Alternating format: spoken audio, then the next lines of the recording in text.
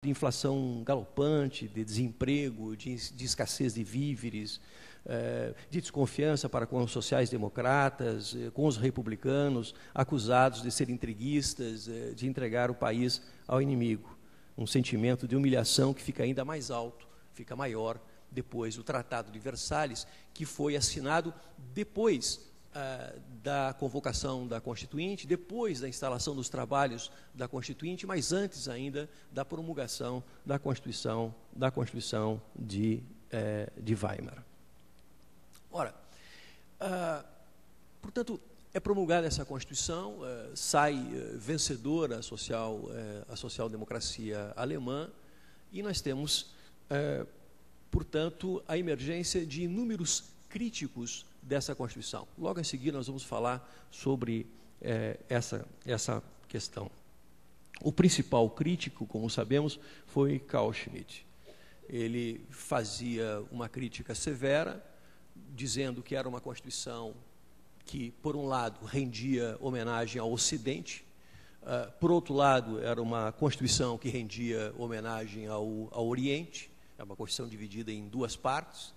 Carl Schmitt entendia que a primeira parte deveria ser simplesmente suprimida, em relação à segunda parte deveria ser mantida, desde que aliviada daquilo que ele apontava como incoerência e como, ao mesmo tempo, impraticável.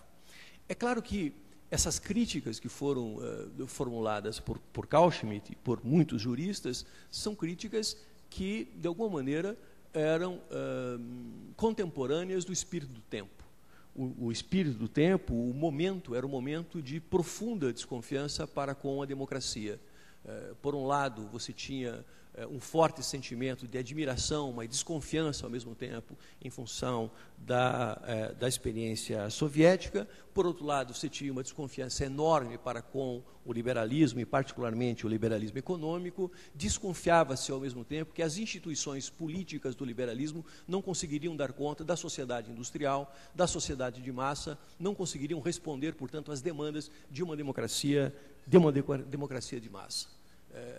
Isso, evidentemente, que esses debates são debates que vão empolgar um pouquinho mais tarde o Brasil, os integralistas, os autoritários brasileiros, os constitucionalistas brasileiros, que, de alguma maneira, também imaginavam que o Brasil precisava ser modernizado, mas sem nenhum tipo de compromisso com os preceitos liberais ou democrático-parlamentares.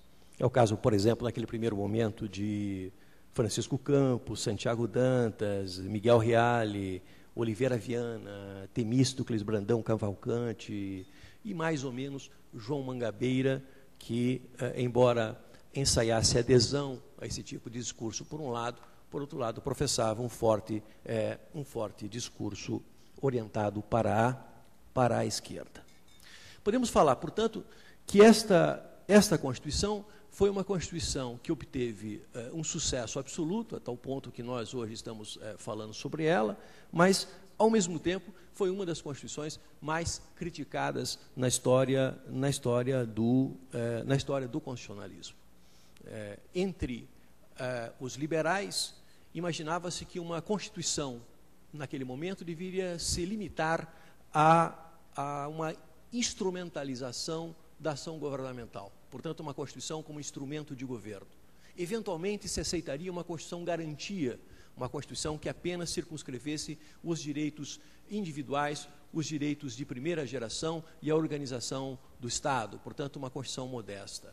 E à direita, imaginava-se que essa Constituição deveria adotar, digamos, instituições propriamente alemãs, instituições que dessem conta das exigências de uma sociedade industrial e de uma sociedade de massas e que, ao mesmo tempo, estivesse ligada às tradições do direito alemão e às instituições do direito alemão reconhecidas, por exemplo, por Schmitt como aquelas mais importantes, o casamento, por exemplo, e a religião.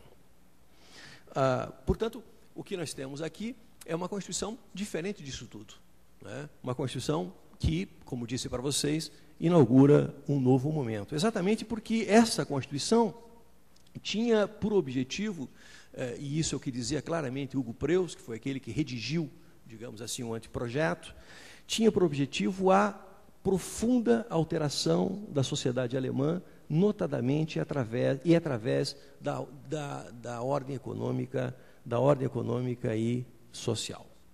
Pois bem, proclamada a República, exigência do armistício, inclusive com o exílio da dinastia que detinha a monarquia. Na primeira proclamação feita pelo chanceler Ebert, são anunciadas diversas mudanças na ordem jurídica, não é?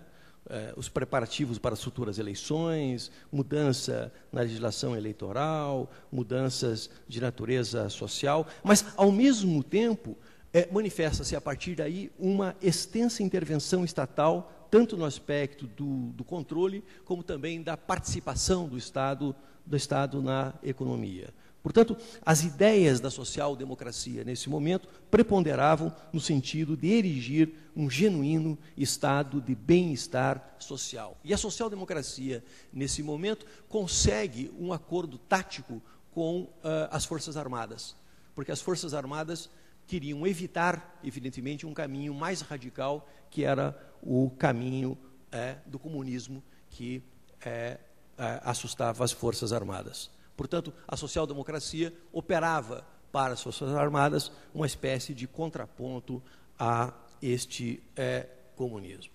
Muito bem. Nesse quadro, portanto, de mudança da sociedade, extremamente contraditório, são criados conselhos do povo em várias cidades, conselhos de soldados e marinheiros, nacionalização de indústrias. Portanto, a social-democracia alemã tinha um programa que defendia a conquista dos meios de produção pelos trabalhadores. E as relações de trabalho passariam a ser controladas pelo recém-criado Comitê Central do Trabalho, que também editaria medidas de legislação de cunho social. Uma comunidade de trabalho é organizada entre sindicatos e organizações patronais. A liberdade é concedida, nesse momento é concedida a liberdade sindical. A jornada de 8 horas é estabelecida. Convenções coletivas e conselhos de fábricas são permitidos. Eu estou falando de um momento que antecede a promulgação da Constituição de Weimar. Ainda é um momento anterior à promulgação da Constituição de Weimar. Mas, ao mesmo tempo em que havia uma animação enorme na sociedade, como eu disse para vocês, emergia um ressentimento nacional e social, um sentimento de humilhação que já começavam a ser manipulados pela direita, que queria incitar a indignação da classe média contra a reforma social. Pois bem, em 10 de fevereiro de 1919 é promulgada a Constituição Provisória e em 11 de agosto de 19 é promulgada, após a assinatura do Tratado de Versalhes, a Constituição. Aliás, foi aprovada a Constituição por 262 votos contra 75, com uma abstenção apenas. Portanto, nasce formalmente aqui a República de Weimar. Quer dizer, o momento no qual aparece a Constituição de Weimar é um momento singular, é um momento de ebulição, é um momento de fortes contradições, uma sociedade extremamente dinâmica, mas, ao mesmo tempo, uma sociedade que não consegue forjar um consenso mínimo a propósito de algumas questões. E é um momento também que envolve o que nós poderíamos chamar de um momento de radicalismos da direita e também